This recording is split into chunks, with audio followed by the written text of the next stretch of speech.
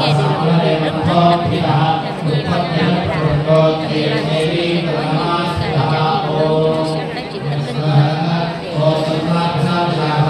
rất nhiều cho bản thân mình, sau đó rồi chia sẻ với các bạn. Bởi vì chúng ta có duyên với nhau, bây giờ với các bạn có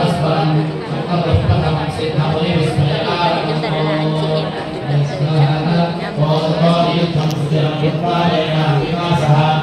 Các bạn có thể đang nghe thấy đó là những cái tiếng tụng niệm mantra.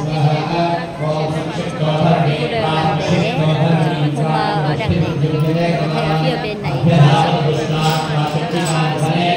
trên cái lễ đài khó thấy. Chắc chắn như hôm nay là một ngày rất là